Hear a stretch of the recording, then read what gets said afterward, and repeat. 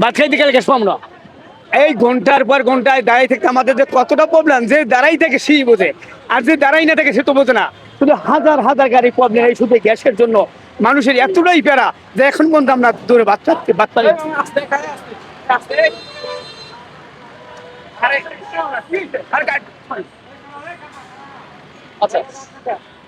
এখন চিন্তা করেন যে এই পরিস্থিতিতে আমাদের যে কবে কতদিন এই পরিস্থিতি এই অবস্থা থাকবে যা নিজেও ভাবতে পারছি না।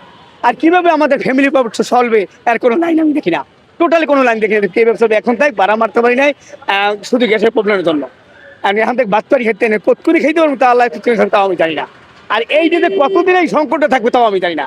শুধু হাজার হাজার মানুষের প্রবলেম, এটা কবে কাটবে একজন আল্লাহ, আমি জানি না। আমি তো প্রায় এখানে 1.5 ঘন্টা, আবার মুগ্ধ ছিলাম প্রায় 2 ঘন্টা।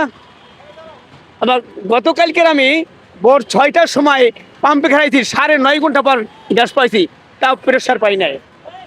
আমি দুঃখ লাগে যে এই কয়েকদিন আগেও সবসময়ের জন্য গ্যাস পাইছি, কম বেশি ঢুকছে, কিন্তু এখন বর্তমানে গ্যাসই পাই না। এর কারণটা কি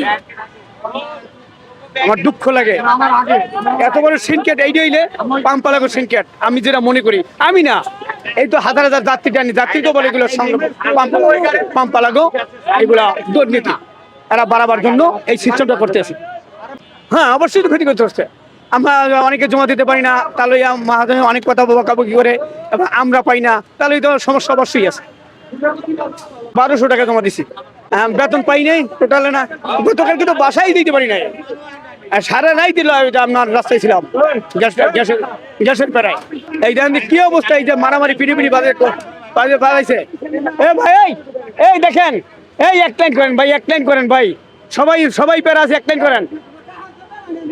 এই এমন করে তো আপনার চিন্তা আমি ভাবতে পারছি না যে কিভাবে আমার সংসার চলবে, আমি কল্পনা করতে পারি। এখন ভাত পানি খেতে পারি কিনা, আর যদি ভাত খাইতে দিতে গ্যাস পাবো না হারাদিনে, কি একটা অবস্থা, কি একটা প্যারার ভিতরে অবস্থা বসবাস করি বাংলাদেশে। না যদি ভাত খাইতে চাই তা গ্যাসে গ্যাস তো পাবোই না, ভাত খাইতে গেলে গ্যাস পাবো না।